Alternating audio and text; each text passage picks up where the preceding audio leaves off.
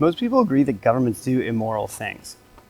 Maybe you're thinking about the drug laws, or maybe wars, or maybe even giving tax breaks to questionable companies. But in this lecture, I'm going to argue that the most basic and fundamental things that governments do are immoral. Specifically, I'm going to argue that taxation and imprisonment of its own citizens is morally wrong.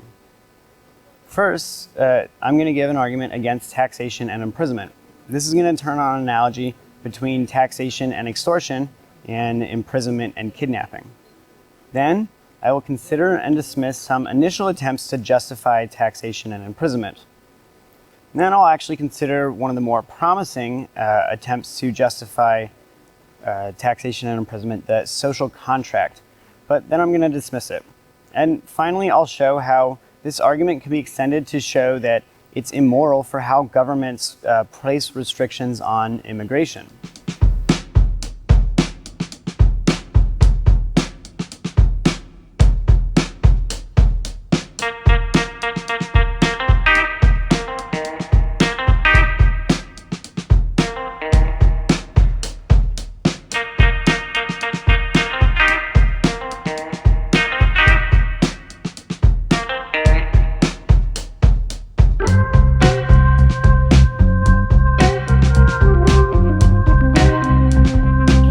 I think that it's morally problematic for a government to tax or imprison its citizens. But to see why this is problematic, we need to think about why it would be problematic for an individual citizen to be doing the same things that a government is doing. So to think about that, let's consider the following case. Vigilante. Jasmine discovers that some con men have set up a fake charity and are conning some people in her neighborhood. She captures them at gunpoint and takes them to her basement and plans to keep them there for a year as punishment. Quickly realizing how expensive it is to take care of them, Jasmine goes to her neighbors and demands $50 from each of them at gunpoint. She explains that half the money will go towards taking care of the prisoners, and the rest will go towards a gym that she's built to help keep troubled kids off the streets. Those who do not comply are locked up in her basement with the other prisoners. So it should seem obvious that what Jasmine is doing is wrong. It's morally problematic for someone to kidnap people and extort others for, taking care of those prisoners, and then further kidnapping anyone who won't pay those extortion fees.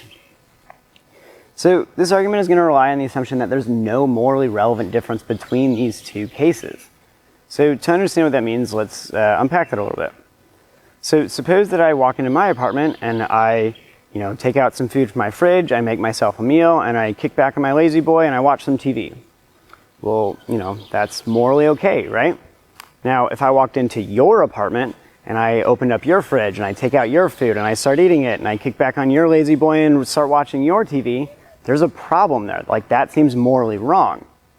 Now, why one case seems okay and morally permissible and the other one seems morally impermissible, is because I own my stuff and I bought it for me to make. But you did not give me permission to come into your apartment to make that meal, to watch TV. And so that difference there, the ownership difference there, is going to be the morally relevant difference. It's going to explain why one is morally permissible and the other one is not morally permissible. So now, sometimes there's going to be differences in a case that are not going to be morally relevant. So for instance, let's say that I'm driving down the street and I run over a jogger.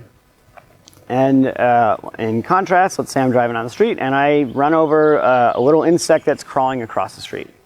Now, there is a difference there, that one of them is jogging and the other one is crawling, but that's not going to be morally relevant. Like, that doesn't say why it was okay for me to, accidentally run over a insect, but it was morally wrong for me to run over a person. The difference there is that one's a person and the other one is an insect. All right, so with that in mind, let's consider the following argument. Against taxation and imprisonment. TX1, if there is no morally relevant difference between two actions A and B, then if A is wrong, then B is wrong.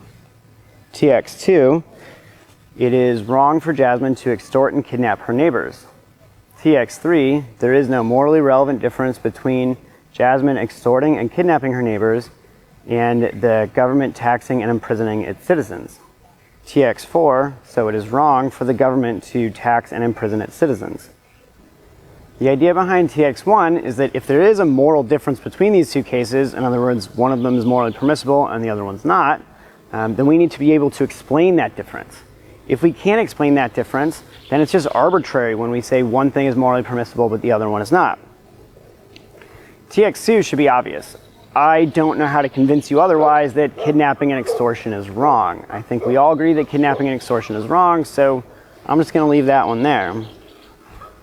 TX3 might not be as obvious to you. You might think that there are some clear differences between what Jasmine does and what the government does. And you think that maybe one or some of those differences could easily explain why what Jasmine does is morally wrong and what the government does is morally acceptable. So in the next 3 segments, we're going to consider those possible differences, and we're going to see that those differences aren't going to be able to explain the moral difference. So in this segment, I'm going to consider 6 potential differences between what Jasmine does and what the government does.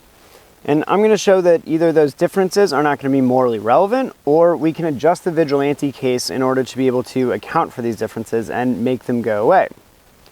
So first, you might think that what Jasmine does is illegal, while what the government does is legal. So yeah, that's true, but also the government is exactly who comes up with the laws. And so it's no wonder that they've said that taxation and imprisonment are legal. Still, just because something is illegal and something else is legal doesn't mean that that's going to make a moral difference between the two. There are plenty of things that are legal that are immoral and vice versa. Like, for instance, it's legal to cheat on your partner, but it's probably immoral to break that promise to them.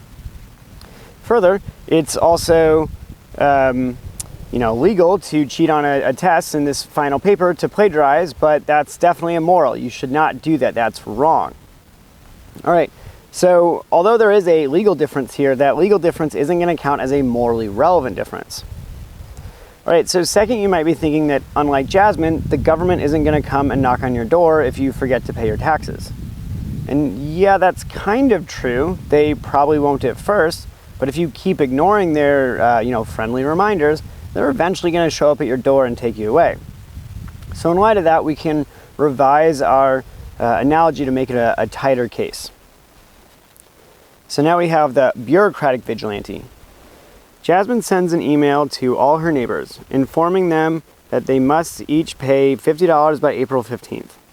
That if they don't, they will automatically be granted an extension and will be charged a small late fee. And if they still don't pay, that she will lock them up in their basement with the other prisoners. Some don't pay, even by the extended deadline, and she shows up at their door, escorts them to her home at gunpoint, and locks them in her basement. Now, Jasmine's actions seem to be similar to the government's actions again. So we've gotten rid of the alleged moral difference here, and so then we can avoid any objection here to TX3. So now that we've changed the details of the case, we need to go back and make sure that TX2 is still true. Just because Jasmine gave them notice does not mean that she's not doing something morally impermissible. She's still kidnapping and extorting her neighbors. All right, so third, you might point out that government officials were elected, whereas Jasmine was not. So this might be a morally relevant difference, so let's see in the case of elected vigilante. Jasmine plans to start taking prisoners and demands $50 at gunpoint from each of her neighbors to pay for the prisoners and the gym. Zawi thinks it would be better to demand $75, with the $25 going towards hiring a nurse and providing medical care to anyone in the neighborhood. Jasmine and Zawi let their neighbors vote on which one of them should get to set the policies for kidnapping and extortion. Many don't vote, but those who do, the majority prefer Jasmine. Zawi accepts the results of the election, and Jasmine begins kidnapping and extorting her neighbors. Now, it still seems like Jasmine is doing something wrong here. So TX2 is true. Since Jasmine was elected, in the revised case, the objection here is going to go away. To see why holding an election is not going to be a moral difference maker here, let's suppose that I order a pizza for the entire class. And as soon as the pizza arrives, we hold an election to determine who's going to pay for the pizza. So we vote and we decide that, one of the students, one of you guys right there, is going to pay for the pizza for the entire class. And it's fair because we held an election to decide who was going to pay. But again, see, that doesn't seem morally right. Just because you're holding an election doesn't mean that the action is morally permissible. So fourth, you might think that the difference is that the laws are public knowledge, while Jasmine's rules are not. But again, we can just have a quick fix here. We can suppose that she prints and laminates and posts Jasmine's rules up in the town square for everyone to see. And once everyone's had a chance to read them, then she goes around and starts kidnapping and extorting her neighbors. Clearly, that's still not going to help. That still seems morally problematic. Fifth, one might insist that we would all be much better off with a government than without a government, even if that government is taxing and imprisoning its citizens. Yeah, that's true, but that's not actually going to be very relevant here. So Jasmine's neighbors are also better off with what she's doing. There are going to be fewer con men, and there's going to be fewer troubled kids on the street. So this isn't actually even a difference, let alone a morally relevant difference. Further, just because something makes the world better off doesn't actually mean that that's going to be the morally acceptable thing to do. Consider the following case. Saint and sinner. A saint and a sinner both need a kidney transplant, but there's only one kidney available. The saint refuses it and insists that it be given to the sinner. The doctor, knowing the world would be better off if the saint survived than if the sinner survived, anesthetizes the saint and gives her the kidney against her wishes and without her consent. The saint, who would have otherwise have died, goes on to live a long life and does many saintly things. What the doctor did is morally impermissible, even though it made the world clearly a better place. Likewise, just because Jasmine's is making her neighborhood a better and safer place does not morally justify her actions. So 6, one might contend that the government owns the country, whereas Jasmine does not own her neighborhood. But why think that a country belongs to the government? Rather, it seems that there is no difference between saying the government owns the country and a drug dealer owns the corner on the street.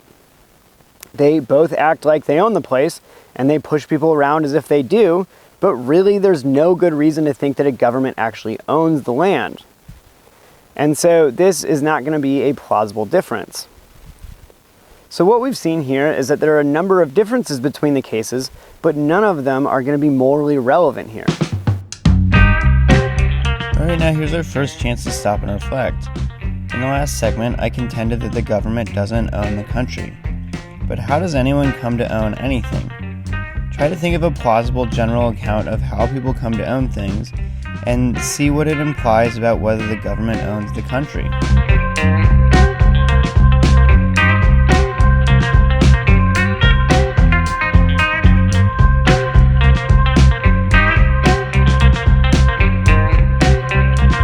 So now I'm going to consider another more promising objection.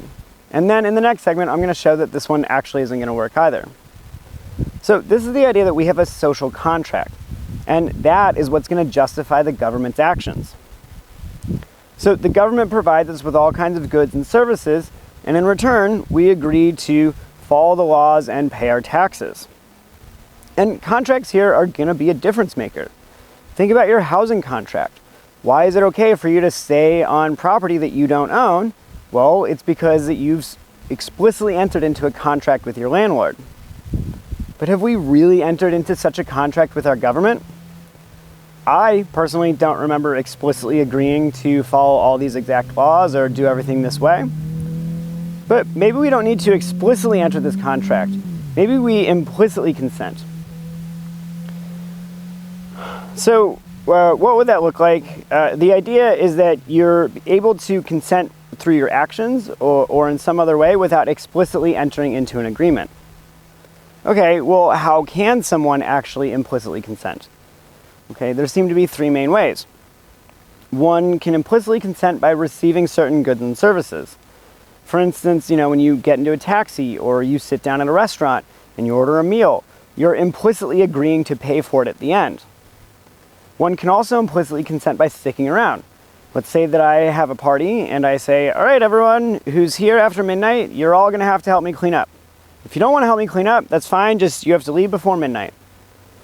One can also implicitly consent by, just going along with things. For instance, if I said, hey, tomorrow's class is going to start a little bit earlier, we're going to start about 15 minutes earlier than normal, unless anyone has any objections. And unless you have any objections or unless you speak up, like you're just going along with it, you're implicitly consenting. All right, so notice that all three of these ways of implicitly consenting are going to be present in our relationship with the government.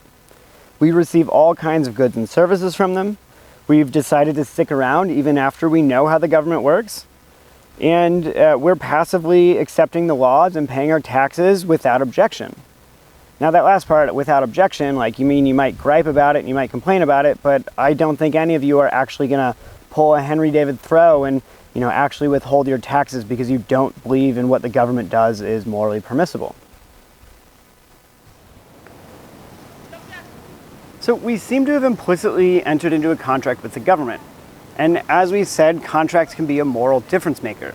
So is this the relevantly moral difference that we can use to push back against TX3? I'm not sure. Have we really even identified a difference here between what Jasmine does and what the government does? Not really. Jasmine's neighbors also benefit from her actions. They also choose to stick around after they hear about what's happening, and they don't vocally object to what she's doing. This seems to show us that despite the benefits, despite choosing to stick around and not vocally objecting, the neighbors are still not consenting, even implicitly. Analogously, we're not implicitly consenting to what the government does. So similar remarks can be made about sexual consent. Just because someone comes home with you after accepting the benefits of dinner, doesn't leave, and doesn't vocally object to their advances, doesn't mean that they're actually consenting to have sex with you. So if there's no reason to think that we've implicitly consented, then there's no reason to think that we've entered into this contract with the government. All right, well, why does it seem like we have implicitly consented in, some of those instances, but not here in the case with Jasmine or the government? Well, there seem to be two differences here. The first difference is that there are reasonable ways of opting out. For instance, you could have walked instead of taking the taxi, or you could have left the party before midnight. You could have also spoken up about the time change for the class. In contrast, there's no reasonable way to opt out of government services. You can't get around without even using the roads. Even if you wanted to leave, it's not really feasible for most of us to be able to do that. And even if you had the means to leave, where are you going to go? Where on earth could you possibly go where there's not going to be a government? So yeah, there's no real reasonable way of opting out in the case of Jasmine or with the case of the government. The second difference is that explicit refusal to opt out must be recognized. For instance, imagine that you're sitting around in a restaurant and they bring you food and they charge you for it without you ever having ordered it. Or if it's clear that the professor isn't going to move the class, even if some of the students are objecting. So there's no implicit consent in those cases. The same thing is happening with the government. If you tried to live off the grid and you didn't pay your taxes, then the government would eventually show up and take you to prison. Hence, we have not implicitly consented to the social contract. All right, so we can formalize this argument as follows: the no consent argument. NC1, someone tacitly consents to an arrangement only if 1, there's a reasonable way of opting out, and 2, explicit refusal of opting in is recognized. NC2, there is no reasonable way of opting out of paying taxes and following the laws, and explicit refusal to opt out is not recognized. NC3, so we have not tacitly consented to paying taxes and following the laws. Since we have not implicitly consented to the laws and being governed, there's no good reason for thinking that we've entered into a social contract with the government. But that's what's supposed to be the moral difference maker here. Hence, there really is no morally relevant difference here between what Jasmine does and what the government does. And so TX3 is going to be true. Alright, now here's another chance for us to stop and reflect. Is it possible to justify taxation on the grounds that much of the wealth that people enjoy is wealth that they're not really entitled to? For instance, because they acquired it in some unjust way?